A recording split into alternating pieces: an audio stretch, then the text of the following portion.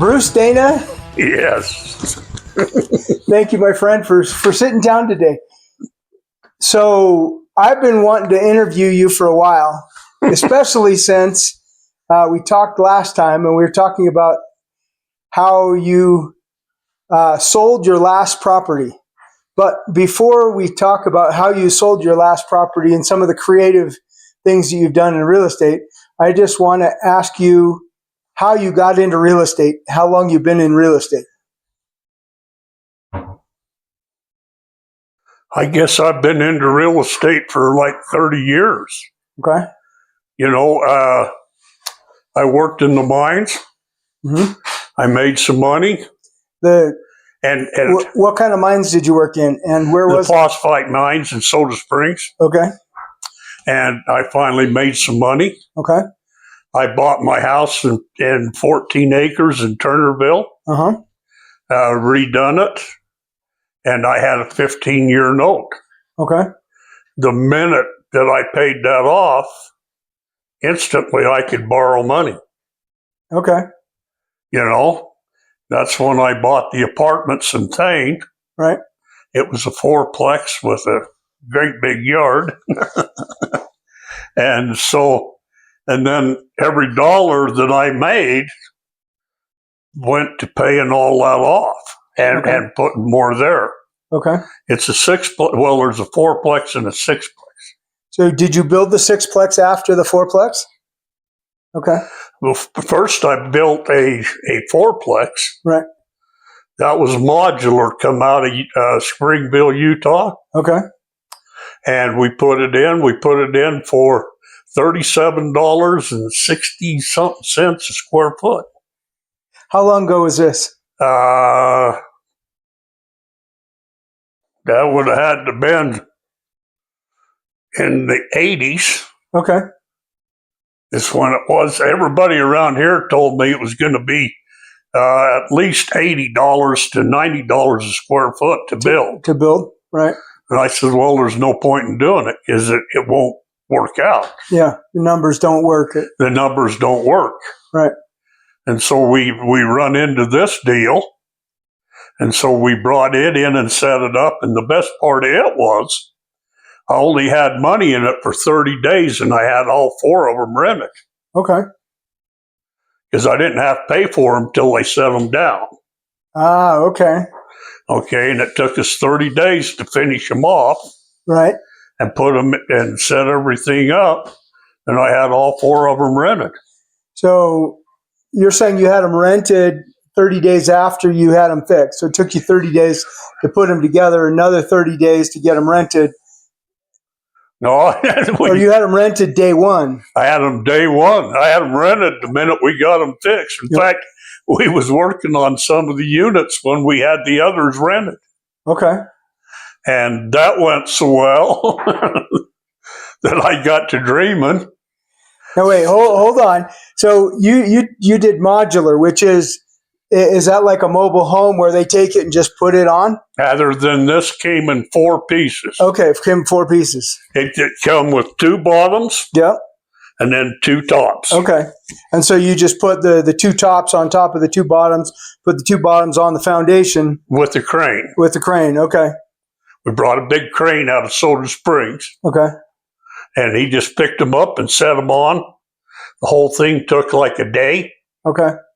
And then we went to work on them.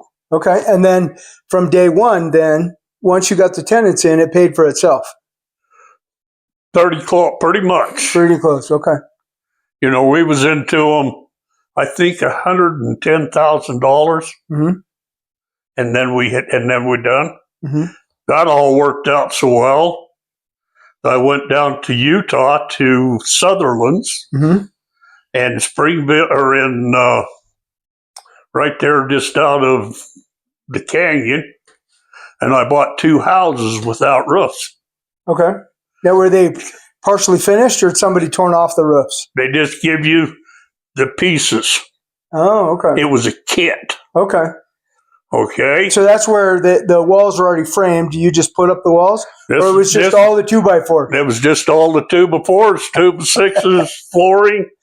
And we went to work and we built 2 3-bedroom units. Okay. All the rest of them are just 2. They're 2-bedroom, 1 bath, just a little bit over 1,000 square feet. Okay. And then we wanted a 3-bedroom because was what we was coming up with is people that had a boy and a girl and needed to split them up. Right. We thought, this would be really neat to have that availability. It's good in theory. Yeah. Never got one when you need it. I mean, you never got the right tenant when you needed them? No, you never got an apartment when you needed it. Oh, yeah. Yeah. But they've always been rented. Okay, so you had a fourplex. You went and bought the fourplex. I bought a fourplex out of repo. Okay, at a repo. Yeah, REO, yeah. And then you built 4 units. Then we put a fourplex in. Another fourplex. And then you built 2 more houses, 3-bedroom, 2-bath. They're about 1,170 square feet. And they're 3-bedroom, 2.5 bath. Okay. 2 3/4 bath. 2 3/4. Well, what's the difference between a half bath and a 3/4 bath? Half bath is just a toilet and sink. Okay. 3/4, you had a shower. Full bath is a tub shower. With a tub shower. Okay. That works. I consider if it's got a shower or if it's got a tub, I consider that a full bath, but okay. That makes sense. It always was half bath or 3/4 or full bath. Yeah. Now, after you did the 6-plex, no, that's 4 and then 6. What'd you do after that? Got crazy, bought the neighbor's place, bought a house on some more ground right there. Yeah. See, this ground's all commercial. Tell me more, because I would think it'd be agricultural. This is part of the town of Thane. Okay. And they used Hogeson Street as their dividing line. Okay. I'm on the west side of it, so everything I'd done was commercial. Okay. Everything I owned. So you didn't have to rezone it or anything? I didn't have to do nothing. Now, were these large lots or were they small lots? Like, were they 1/4 acre lots or 3, 4, 5 acres? No. They're smaller than that. They'd be like, I think the apartments is on, not quite 2 acres. All right. And then the Peterson house is like 7/10 of an acre. But I have horse pasture in the house. And we just rent the house. Everybody had a heart attack when I bought that. Why? Why is that? Well, it's what the problem was is they put the sewer line down the middle of the street. Okay. And they told Burl Peterson, who was the mayor, that the grade, he couldn't hook on because the grade wasn't there. Okay. And Burl got by. I don't know how. When I bought it, there was a real problem with it. Okay. And so it's what we done is we just went downstairs, put a 2x6 wall down the back wall, run all our plumbing into it, lifted everything up about 3.5 feet. Just lifted the whole house up? No. Oh. We just went down in the basement. Okay. And built a wall. Yeah. Plumbed everything into it so that the top of the house, gravity's down. Yeah. And then we put a pump in to pump the 1 bathroom down there, pump that all up. Okay, so you raised all the plumbing from this level up 3.5 feet, so to have grade down to the street, and then you pumped this one up to it. Okay. And then we took it right out the end of the house and tied into the sewer line that I had. Solved all the problem. Okay. And so that was the next house after building the 2 houses after the 4-plex that you built after the 4 that you bought from the bank. Well, and then 2, I might be cheating a little bit because there was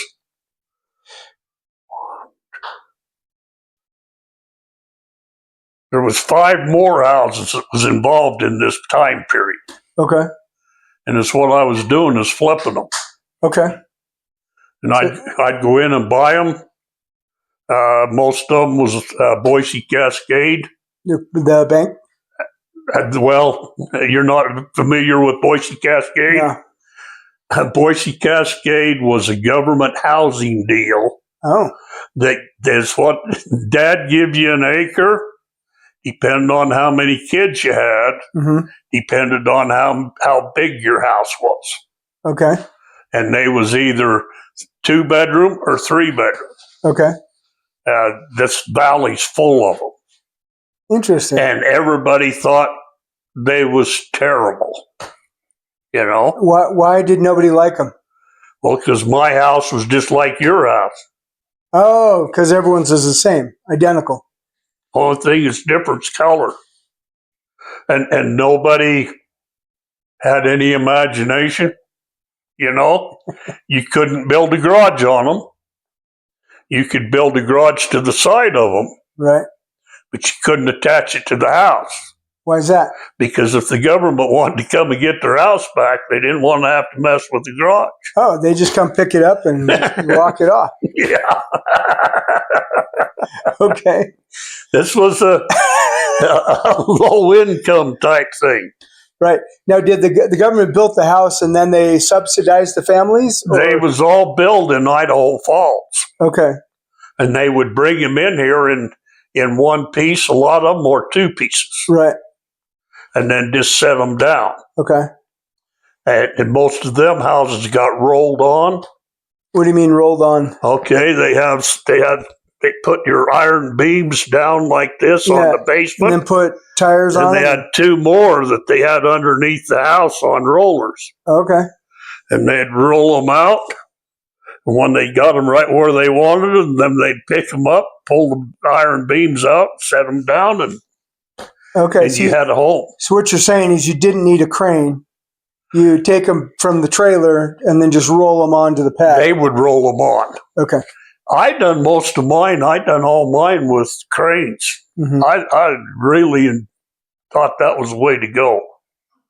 Yeah. You know, it cost you probably $1,000 for a crane. Right.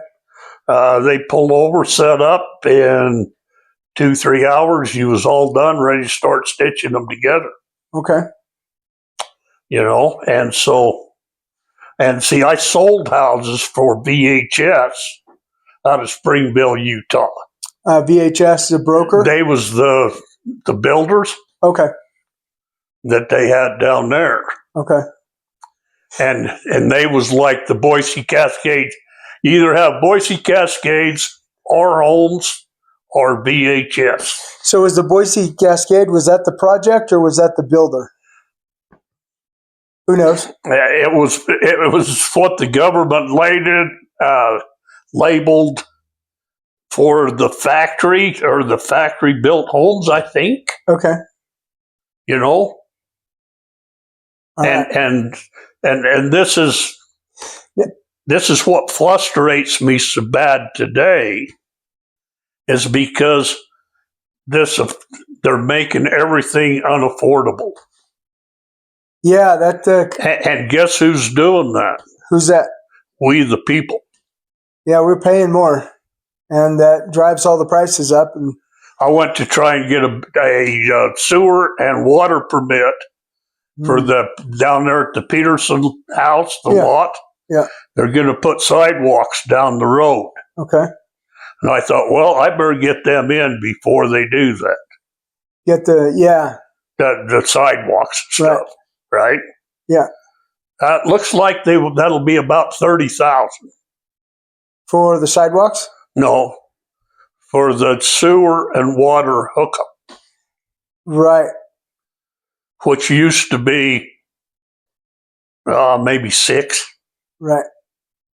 Now, is it because they're just charging a lot more fees, or is it because they're charging you to put in the curb gutter and sidewalk? No, this other deal, it don't have nothing to do with the sidewalks. No. So it's just $30,000 for the hookups. and put them in. Oh, okay, so it's 20,000. It looks like it's going to be about 20,000 to pay the town. Okay. And then it'll be the contractor will get like 10,000. Okay, so the work cost 10, and the permits and all that cost 20. Are you familiar at all with the Palisade in California? Oh yeah, You know how? Little bit. I'm from California, but it's a whole ways away from where I live. You know how many houses has been built in the last year and a half in the Palisade? I don't know that there's been any. Is it 3? And there was one of them was permitted before the fire. So there's only been 2 then, really. Yeah. You're talking about around $100,000 for a permit for a house that's been burnt down, right? That was there. Yeah. And these people have got to pay $100,000 for another building permit so they can build. That's crazy.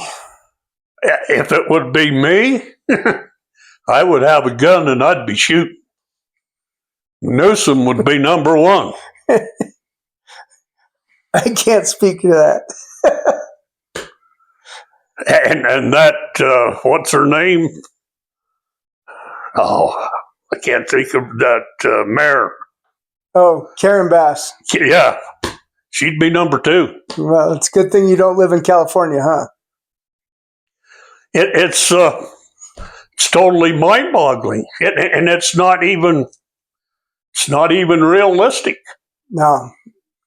You know, do you realize that the reservoir that was supposed to have the water so that the fire department had water in the hydrants is still not full? No, I didn't know that. So where did you get to after? You said you did the 5 flips with the Idaho. So what would you do? Would you change the properties in any way? I'd assume that they were outside of the government's pure view. They was all junked out. Okay. I mean, in total disarray. Now, quick question on that. Did the government provide the housing? Was this like the government provided the housing and the government was the owner of the housing? And then the people came and so their rent was subsidized because the government was the owner? Well, and the government was also the banker. Was also the banker, okay. Yeah, they would give these loans out. Okay, so but would they give the loans out to the people that are buying them, so it's helping to subsidize people that get into housing? Is that, yeah. Okay. Well, it's what you'd buy one, and then they would make it so that you could borrow the money. Right. Most of them sold for between about $28,000 to about $34,000. Okay. And this was back in the 80s or the 90s? Or? That would be back in the 70s and 80s. Okay. Maybe the 60s a little bit, but mainly the 70s. Right. So it was basically government subsidized housing. They build them. They provide the loans to people who have financial need. The people go in, live in the house, and then you're buying them from the people or from the government that repossessed them. They was all repossessed, chunked out. Okay. And I was buying them being repossessed, from the repossession. Okay. The one house was some outfit in California would buy a stack of paper that high, right? Yeah. Then they would start through it trying to figure out what they really bought. Yeah. Okay. I've heard about that before. Okay, this one house that I bought in Afton was in that. Okay. And I kept telling that realtor that was trying to help me, I says, keep telling them you got a cash buyer. Because they had put a price on it. Right. That I was totally okay with. Okay. Okay. And so I just kept telling him, you got a cash buyer. Right. It took them 8 months to decide that maybe they'd take my cash. And then this is the investor out of California. They had the stack of loans because they bought all the paper. And then they had to figure out what was in the paper. Yeah, well, yeah. They bought all the loan paper, the loan documents. Yeah, well, it's all tied into the government. Oh yeah. Well, the government, they're getting rid of it. And so they just offload it to somebody else, say, it's your problem, we're not going to deal with it, and we'll give you a good price for it. So then they're trying to figure it out. They give you a stack of paper that high and say, you owe me $100,000. You buy that stack of paper. Yeah. Then you've got to figure out what it's worth, where it is, all this kind of stuff, and figure out where these houses really are. Yep. If the tenants are still in there, if someone's squatting in there, if they're burned down, all that stuff. And that's where that one house came out of. Yeah. Yeah. So you ended up buying that and 4 other houses that were like that. So what'd you do to them after? Do you just went in and completely redone them? Okay. You went in down to the studs and not really to the studs most of the time. Mm-hmm. We would go down and repair all the sheetrock, put new bathrooms in them, new kitchens in them, right. Pull all the flooring out of them. That particular house, we put new siding on it, put a new roof on it. Everything was brand new. Yeah, now, did you add a garage to the side, or you no? I never did. I only built garage on one. Okay. But I was flipping them faster than I could get it all done. I could make about $50,000 flip per flip for each one. Oh, that's great money. Especially back in the 80s. Oh yeah, and 90s. Okay, what'd you do after that? Built. I've been a contractor and builder and whatever. We built houses. Whatever. I built my house. Okay. Now, did you just go build spec houses, or did you here's 10 acres, we're going to go build 5 houses? Mainly spec houses for me. Okay. I don't have a lot of patience. You can't fix stupid with duct tape and WD-40. Yeah.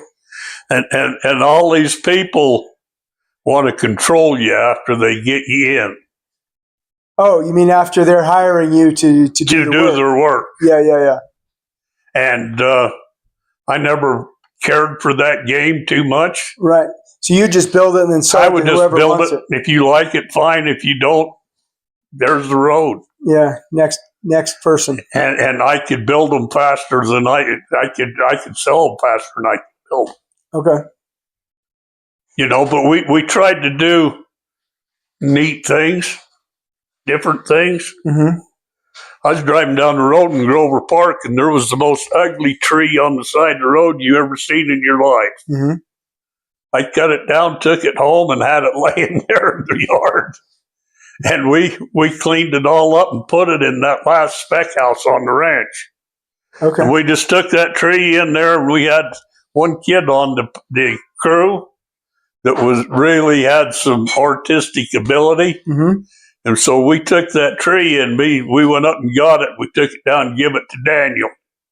He wasn't worth a shit for about a week, but he sat and played with that tree, and he had it all into the end of the kitchen counter, and right there on where the wall come down, had it all sticking up there. But it was beautiful. So you actually put the tree inside the house? Oh yeah. Cool. When we needed a handrail to go down the basement, I went up in the park, found one, we peeled it up, took it down, put it on, I bought a church in Thane. Okay. My wife about got divorced over that one. Tell me more. and it turned out really well, What happened? You redo it and sell it to another congregation, or this church was really well built. Yeah. And so we put log siding on the corners, rocked all the bottom of it, stuccoed the top part of it, and it really made it look sharp. And as what I had in mind was renting it to, we had a real estate outfit in there, and different ones was renting parts of it and different things. Yeah. And then all of a sudden the church came and rented it again from me. Mm-hmm. And they paid me I think they give me like $3,000 a month for like 9 years. And then the preacher decided that he wanted to get paid. And so they decided they couldn't come up with enough money to do it. So 2 guys in the congregation bought the church from me. Okay. And they put me out, and then they could deal with the preacher. It's still right there, really a nice looking building. Right. They've done a lot of work to it. So you bought and fixed up and rented a church for 10 years. I bought the church first and rented it to the people that I bought it from for a year while they built theirs down in the field. Oh, okay. And they built theirs, and then they moved out, and then I was doing what I wanted to do. Right. And then another church bought it or rented it, and then they bought and put me out. Right, right. Which was a neat thing. I mean, they paid me a lot of money.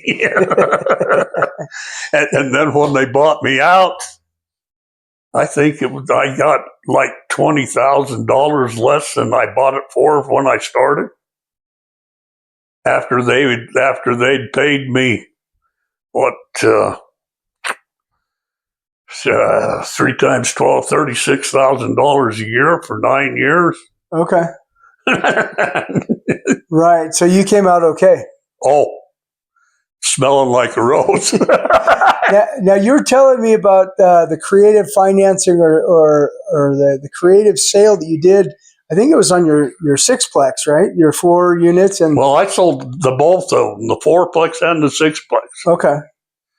So what I did is I sold them for $1.5 million. Okay. And I financed it. Right. You carried the note. I carried the note. Right. I made them give me $200,000 up front. Right. To keep everybody honest. Now it was all 10 units, the fourplex and the sixplex. Yep. Okay. And then they give me $9,000 a month for 20 years. Okay. Yeah, that's not bad.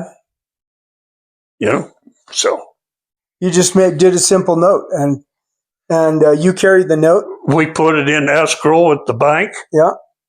So that we have a neutral set of books. Mm-hmm. I have a lawyer and thing that set it all up for us. He's done it before. Yeah. To put together the note. And put everything together and put it into the escrow account.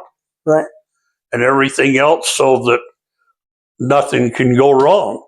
Right. Well, they cannot pay, but then you can foreclose. Then they give me my title back. Right. Or if he pays it off. Now, did you do a land contract or did you do it as a sale? A land contract being that you held the title. When they pay it off, you give them the title. A sale is you give them the title, they pay you, you release the loan. Must have done a land contract then. You had me. It must be. The title's in the bank in the escrow. Okay. Yeah, so it must be a land contract. So it'd have to be a land title. I'd never heard it put that way. Okay. And so, but if they pay it off, then they don't have to worry about me or anything about my family. Right. They instantly get their title and they do their thing. Right. Now, what if you die before it pays off? You just going to pass it on to your kids or your wife, or struggling with that? Staying alive, or who give it to? I made it so that I know that my wife will have plenty of money. Okay, good. Okay. Okay. We hold everything in a trust. Uh-huh. And so virtually I don't own anything. Mm-hmm. I don't even own the pickup I drive. Okay. And it's all into the trust. Right. And so that way the trust dictates whatever happens, Right. And the only thing they can't do is call the note in. What do you mean call the note in? They can't make Ben pay it off. Oh, yeah. They can't make him pay it early. No. It's a 20-year note right. that he has the right to make the payments on. Okay, so what you're saying is it's going to go to your trust, no matter who passes away or whatever. It's just going to keep going to the trust until He pays it off till the until 20 he years pays is up. it off Okay. or gives it back, or he'll pay it off. Yeah. So what was the most interesting creative deal you did? The most interesting creative deal. I guess that was probably one of the best that I pulled. Yeah. That in the church. The church is a pretty good one. You know, my mother about had a heart attack when she found out I bought a church. And it wasn't a Mormon church either. Right. That's pretty funny. But I guess my deal is creative financing. So is that you holding the financing, or is that somebody else bringing in financing? Like, what do you like to do? Well, I like to do the financing. For yourself. Interest is an interesting thing. Mm-hmm. You can either pay it or receive it. Yeah. You know, it's just like renting a house. You know, you can buy a house and live in it and hope that it goes up in value. Yeah. Or you can rent it and the renter keeps raising the rent. Yep. And there's only three kinds of people in the world. Oh, let's hear it. There's people that talk about making things happen, Yeah. people that make things happen, and people that wonder what did happen. I thought one of them was people who watch things. Well, I guess that's probably the first one, isn't it? And so you can decide what kind of person you are, and then you know what to do. Yeah. Well, what do you do when you get setbacks? When there's a problem? Oh, there's always problems. Mm-hmm. You go into things time after time thinking you know what you're doing, and do the complete opposite. You know, have you ever read the book Rich Dad Poor Dad? Yeah, it's a great book. I love it. You know what I mean? Yeah. But you have to go with the punches. Right. You know, I sold a house down in Alpine that I had totally had it with. I mean, it was really bad junked out when I bought it. Okay. I paid too much money for it because it was in Alpine. Right. I rebuilt it 3 times. 3 times? You mean over decades, or? No, in a matter of a few years, it just keep getting junked out. Oh, no. Was that tenants or? Tenants. Okay. The last time when I sold it, the appraiser looked at me and she says, I guess you know this house is going to appraise for more than what you've got it listed for, or got the offer on it for. Mm-hmm. She says, what do you think? And I looked at her and I says, if that lady's got the money, I think she made one hell of a deal. I'm out of here. Yeah, it's funny how you have those properties that you just can't wait. Even if you're losing money, you can't wait to be gone. I had to go get a job to make the payment on that one.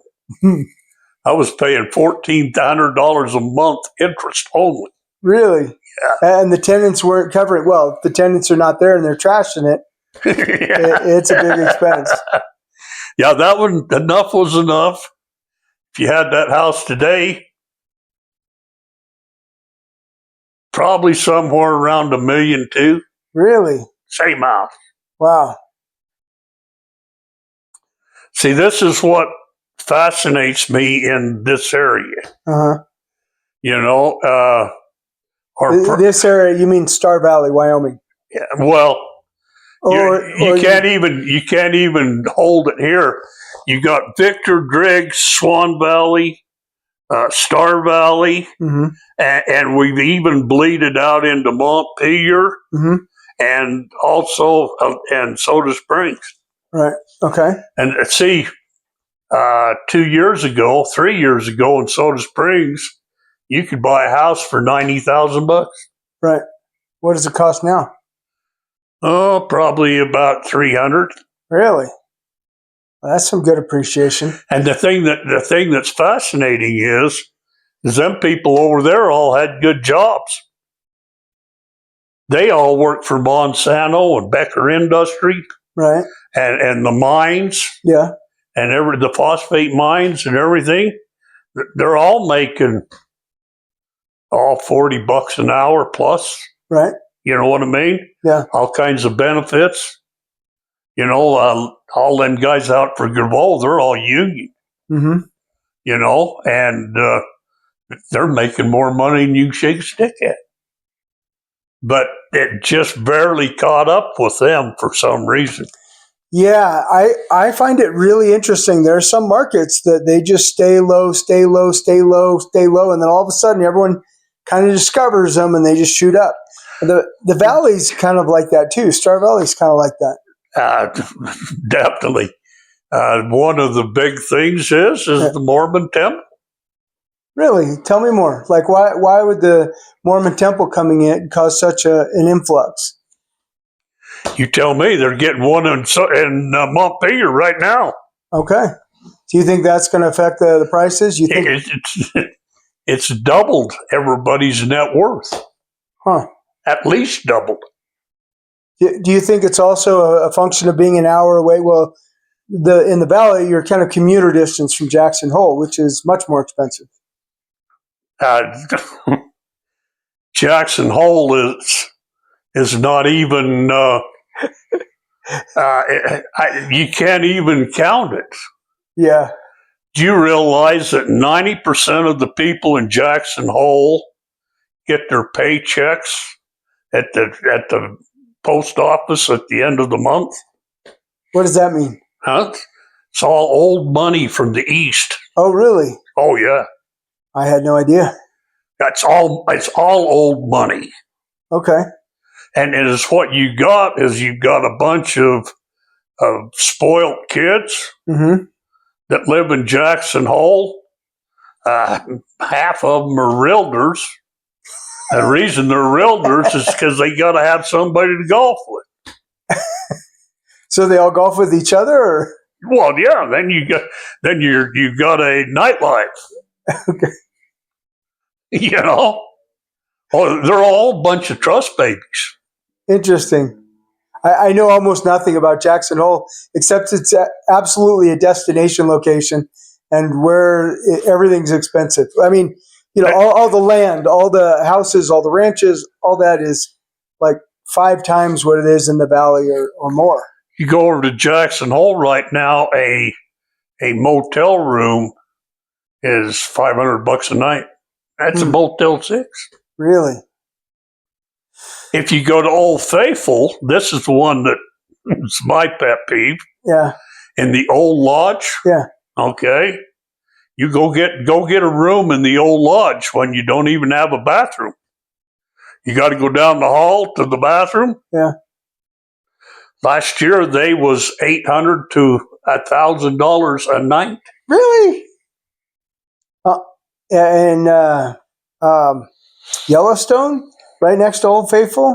Right now, Yellowstone Park is probably, there's probably 50-60% of the people in the United States can't afford to go there. You mean stay there? Like you can't even stay around it. You can't even stay in Cody. Huh. You know, the RV places are $400 or $500 a night. So what do you think is going to happen in the future here in the Valley and Montpelier? And I've sat and watched Jackson. See, I lived in Jackson. Okay. From 72 to 78, 77. I lived in Wilson. Okay. I worked for what we called the Three Queens. But anyway, I was the packer. Okay. For the ranch. And I didn't take the trail rides and stuff like that, you know. You just pack them up and send them off. I took care of all the horses. We had 90 head of horses and mules. And then I and a friend of mine, we done all the packing. Okay. And we spent all summer in the mountains. And we rode every trail up there. Right. Loved every minute of it. Give anything if I could go do it today. Other than today, they won't even let you. Yeah. See, I was lucky enough. I actually went through the Tetons with the pack trip. Really? Right now, they won't even let you in the Tetons with a horse. Right. Right. You either walk or you don't go. Yeah. And I'll have to admit, that's a good thing. There's no place up there for pack horses. Right. Or pack outfits. Other than we did cheap, we was very small. Mm-hmm. Most of the time, if we had 10, 12 horses in a pack string, that's all we'd take, you know. Okay, so how has Jackson changed since then? And like, what have you seen as the transition? Jackson was the neatest place in the world back then. All it was is a bunch of old cowboys, dude ranches. They had cattle. They took cattle to the high country. You know what I mean? They fleeced the dudes when they come in the summertime, and everybody left in the winter. People don't understand wildlife. Right. 399 is the most photographed bear in, I think, the world. What do you mean 399? That's her number. Oh. She was a grizzly bear who lived on the roads in Jackson. Okay. She was 25 years old, showed up in the spring with 4 cubs. She took them right down and right through Jackson and out into South Park. And everybody thought it was cool, you know. And they left a little horse feed and stuff around for her, bird seed. And there's only one of the 4 that's still alive, and they don't know where he is. Okay. The others were all euthanized. Okay. Because the minute she done that, they were trouble bears. Okay. And you don't change them. Because she took them around. Well, she took them right through all them fields and horse pastures and all them subdivisions. Right. And they got into all that bird seed and horse feed and everything else. And they thought they died and gone to heaven. They didn't have to do nothing. They just walk to the next pen and eat some more, you know. Right. I was talking to somebody the other day, and they were saying that they had a bird feeder out on their house. This was in Alaska, and as their friend, they had a bird feeder, and so some of the seed and stuff like that, and they took the bird feeder away, but the bears had come up, a mama bear and her cubs, or 3 cubs, that just go to that space every time. They just like almost every day they'd go to that space, and they ended up having to just dig out the whole thing, sift out the bird, put the gravel back, and so that the bears wouldn't come to their house like every day. Because and especially a mama with her cubs, you're in for some pain. You're in trouble right? I mean, that just spells trouble. All right, so go back to Jackson for a minute, and then I want to hear more about the valley. So Jackson, like since the 70s when you lived there, what are the changes that you've seen? You said there were a lot of people, trust fund kids coming in from the East Coast. What else have you seen? What else changed it? They just took it over. Okay. Subdivisions, they build everywhere they can. Yeah. Right now, a house in Jackson Hole, a house like this in Jackson Hole would be $2-3 million. Yeah. I have a friend whose father-in-law lives by the elk refuge fence there by the hospital in Jackson. His taxes, it's a 1,800 square foot, 3-bedroom, typical retirement type home, 2-car garage. Yeah. His taxes last year were $13,000. Yeah. And they've just run everybody out. If you're not a millionaire, you can't be there. Yeah, you just can't afford it. What do you see? because you've been here in real estate for a long time. I've just seen the prices go up. Then last market cycle, prices went down a lot. Now they've gone up a lot again. We used to boom bust. Yeah. We don't do that no more. We just boom. Well, it's like Jackson, you know. Yeah. Over in Jackson, you know, you might be in a down market, and you can only sell it for $9 million. You know, and you get in an up market, and you can get $18 million. Okay. You know, it's never, you know, what is boom bust over there? Yeah, it's different. To us down here, you know, it's interesting. We have a banker that does a big survey and everything, and he says there's 6 houses in Star Valley for sale for under $500,000. 6 houses? That's it? And my deal is, show me a man and his wife with 2 kids that have jobs that can buy one. Yeah. And you can't. Yeah. So it seems like a lot of people are transplants. They're coming from somewhere else into the valley. They have to. Yeah. You know, I have some good friends from California that I rented, and then we helped Rick and Barb build a big house down here on the hill and everything. Yeah. And that, Rick was telling me, he says, I got a 3rd increase in my retirement for leaving California. How so? Like, because he didn't have to pay the taxes? The taxes and everything that it created. Yeah, California taxes are he says, I get enthusiastic. a 1/3 more money. Really? Because I left. Right. You know, and I thought, now isn't that, you know, interesting? So about real estate, what would you like other people to know? What would you wish that you knew sooner? What was like some of the most useful information that you ever got about real It goes estate? back to that rich dad, poor dad deal. Yeah. You know what I mean? And the neatest thing he said in that book was, if you look at 100 properties, you'll be lucky if you buy one. Yeah. And too many people say, oh, I'm going to go do this. And pretty quick, they've looked at a whole bunch of properties and everything, and nothing fits, so they quit. Yeah. So take the time to find the right one. Take the learning to know what the right one looks like. And having the financing so that you can do it. Yep. Well, another thing I'd add is having the skills to do it. Because your skill set is very different from my skill set. I can't do what you can do. I can hire other people, but I got to hire somebody to do it. And that's a real problem because of the money that the other people are making now. Yeah. You know, my plumber is charging $150 an hour. Yeah.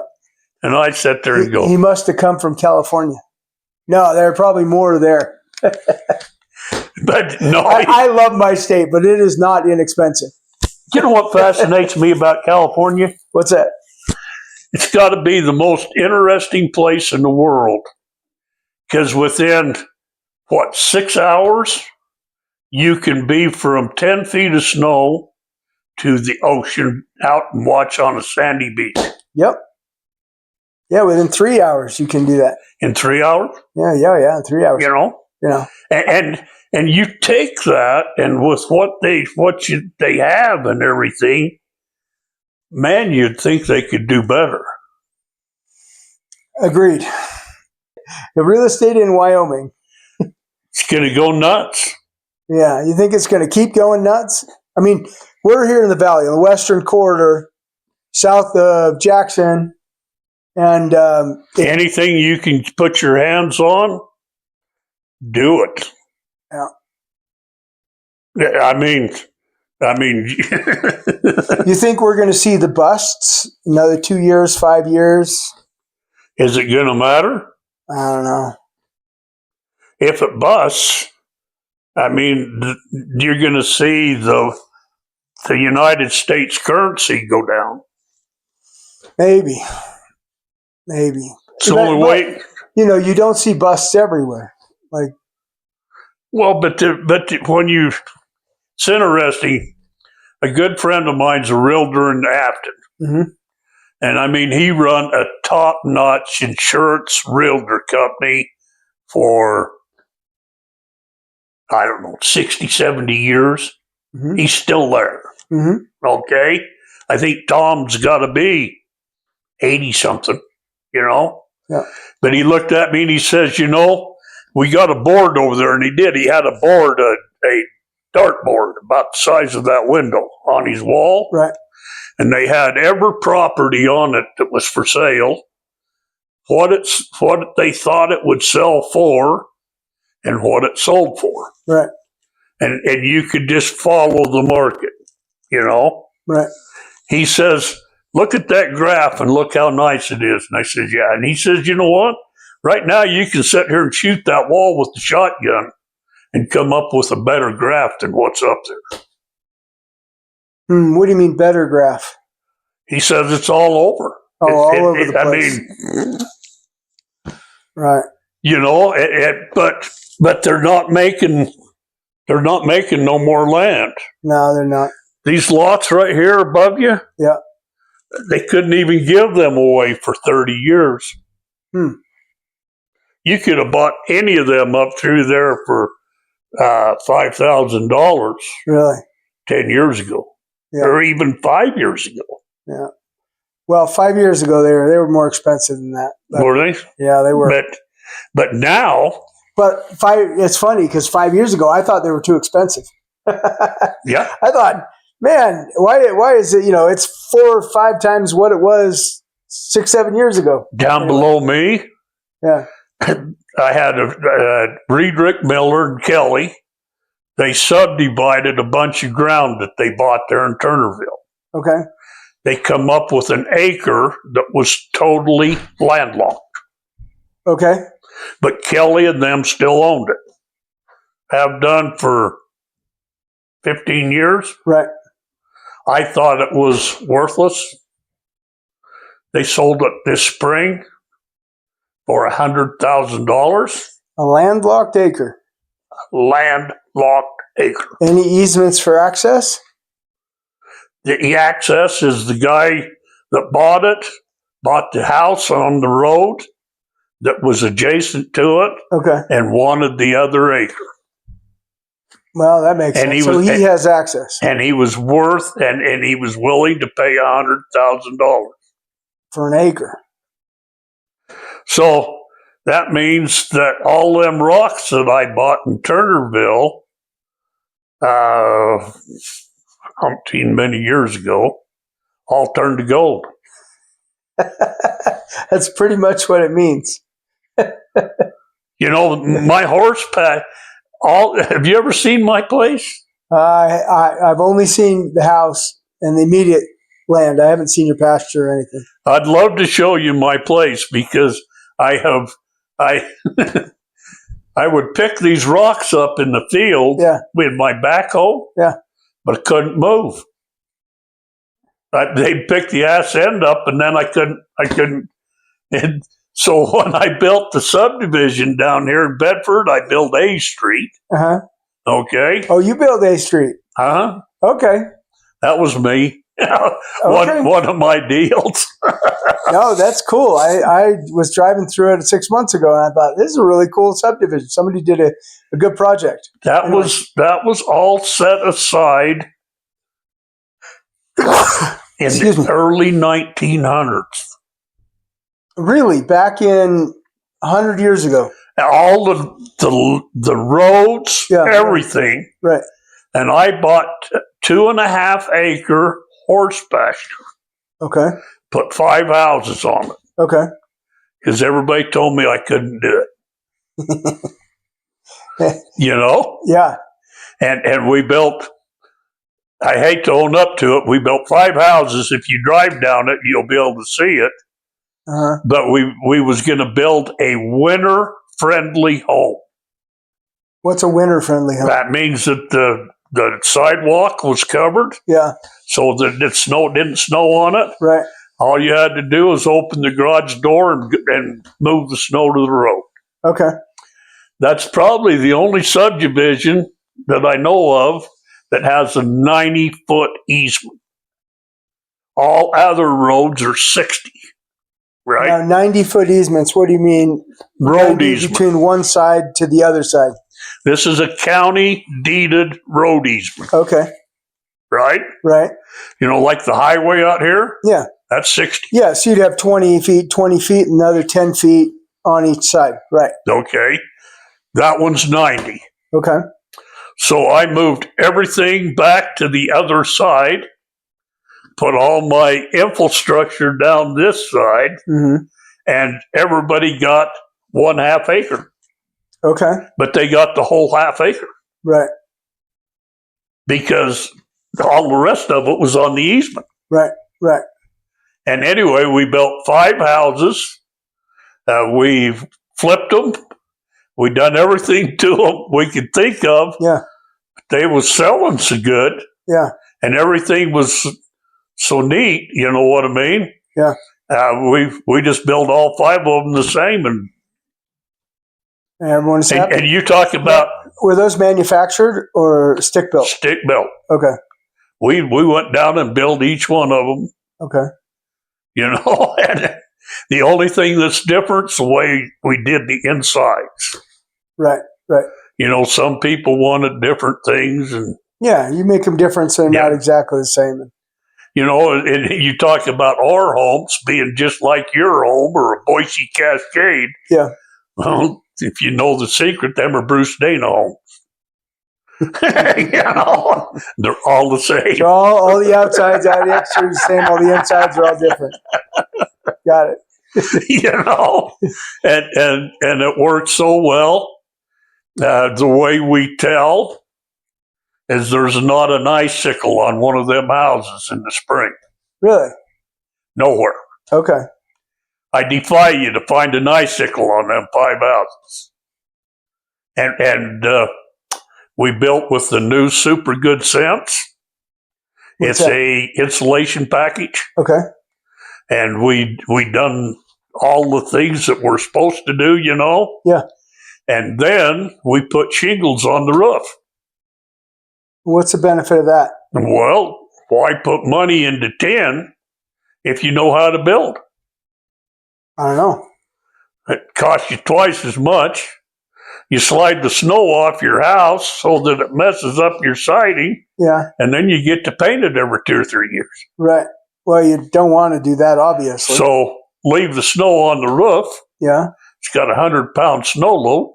Okay. Per it's square good foot. insulation. Right. No problem. So the snow would stay on the roof until it all melts out. And it's just gone. And in the spring it melts out. But there's no... See, all these houses that you see around here with tin on them, yeah. the reason they got tin is because right in there, see where them rafters go over them walls? Yep. There's no insulation. See, they're like this. Right. See, that's why we went to the new energy truss, so that we run our top run clear out to the end of our board draft. Okay. So that you've got 18 inches, and then we put baffles in there so that when we blew our insulation in, we covered them all up. Okay. And that's what we did to make that happen. I'm only sort of understanding this, so. The old timers. Yeah. There's an old shingle mill above my house that used to build all the shakes for all the houses in Star Valley. Right. And they put wood shakes on all the old houses. Mm-hmm. Then in the spring, the ice would start working up, and so they'd start leaking. Oh, about 4 of them right off them right there and start running down the walls. Right. So you got up there with an axe on the backside, and you would beat all the ice off so the water would run off instead of in the house. Right.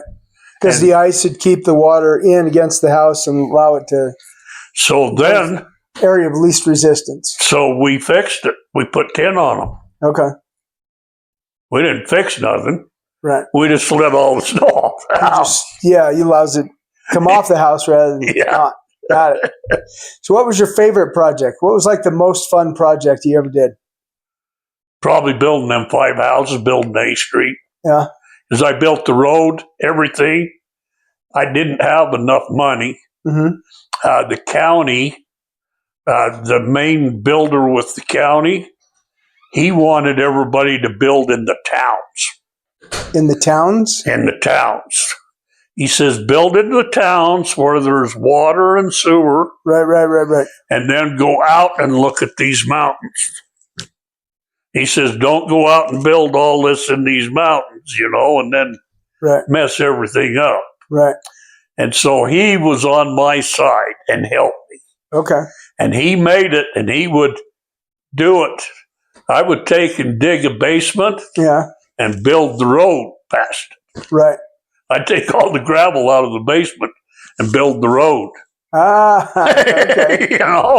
Right. And I just stair-stepped it down there, and then I cleaned up all the big rocks and hauled them all off and everything, and it was challenging. Yeah. See, we always play Monopoly. Mm-hmm. And it's we used to play Monopoly. And I say that's the best game in the world. Right. Because that's life. Yeah. Was out in Bear Lake, and I was beat. Everything I done was wrong, and everything. And my son kept saying, "Don't get out, Dad, here." And he'd slide me a little money. and my other daughter, the redhead, she come undone. That was cheating. And I tried to tell her, I said, no, this is life. When you're down, if somebody will help you out, hell, you'd be a winner in a month. Yeah, you might be. You would do well. Yeah. And so you have to be careful, and work together. Right. But I love building A Street. I loved the apartments because that was a residual income. Right. And I've learned to really enjoy that. If I could talk anybody into coming up with a way. Yeah, the residual income. The residual income. Yeah. Your son, if I could talk him into it,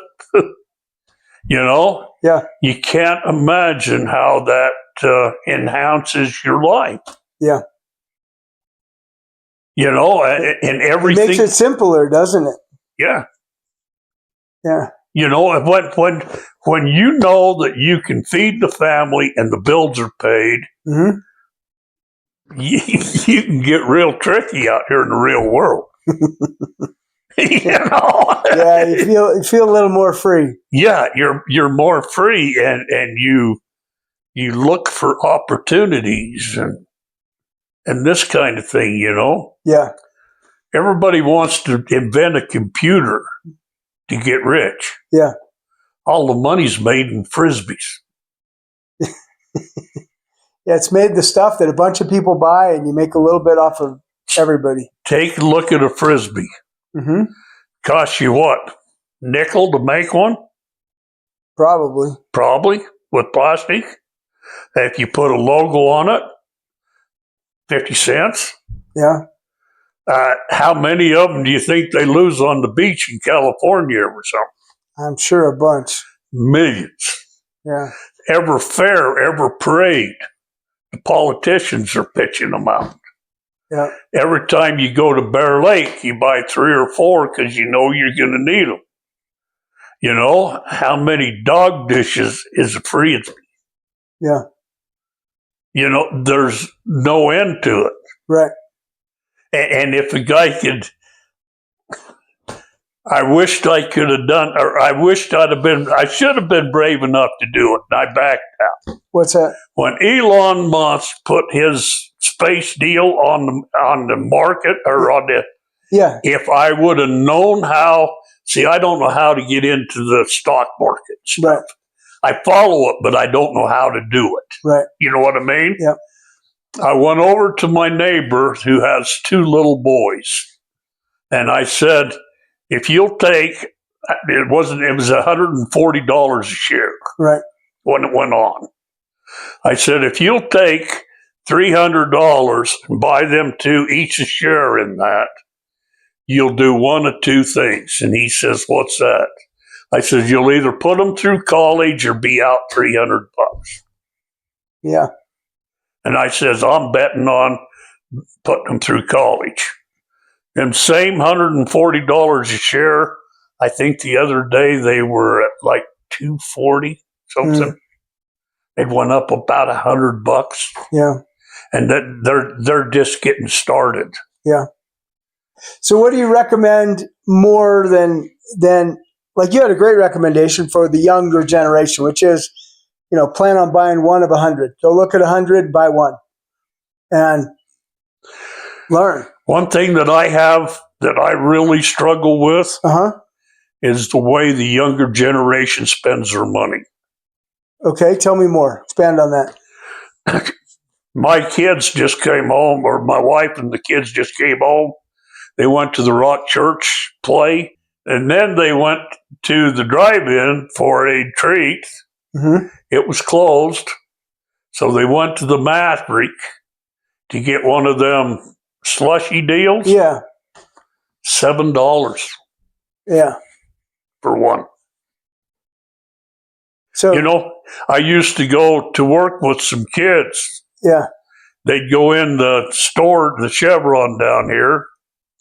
They would buy a deal for lunch or a breakfast sandwich. They'd buy a lunch sandwich. They'd buy 2 energy drinks. They'd buy a can of Copenhagen and a pack of cigarettes. It was usually around $60. Wow. They'd spent over half what they was going to make that day before they ever left thing. But if I told the kids anything, and I'm a good one to talk because I have a stepdaughter and a son-in-law, and they have 2 young men, and I sold the apartments, and I told them for 2 years, if we ever sell them apartments out of this family, will be the biggest mistake we ever make. And they said, we don't want nothing to do with it. Really? And I said, okay. Yeah. And it was funny because we sold them on a Thursday. Yeah. On a Sunday, they come up and they said, we've decided that we want the apartments. Tell us how to do it. But these kids have got to get in and get this residual income. Yeah. They get off the phones, or they got to be on them. Don't get me wrong. They got to know how to use them. Yeah. And that kind of thing, and use them to their benefit. Yeah. Yeah, there's a lot of opportunities that the younger generation has because you can literally make money from your phone. It's there's so much connectivity and opportunities, things you can do. Yeah. But if they will just take that money, see, if I was young, I would never consider buying a house. I'd buy a duplex. Right. And what would you do after the duplex? Well, I would hope that I could get it paying for itself, and I'd go buy me another one. Go buy another one. Yeah. Is what my goal would be. And down the road a little ways, I would hope that maybe I could have a nice house like I have in Turnville. Yeah. But you got to get that income coming in. You've got to make as much money while you're laying on the beach at the ocean as you made the day before when you was actually working. Yep. That's the goal. Yeah. And when you can put them 2 together, then you're on the right track. Yeah. But I watch the kids today and I think they really have a spending problem. I sure appreciate you sitting down with me and talking shop, talking real estate, talking life and opportunities. Thank you so much. Oh, you're more than welcome. And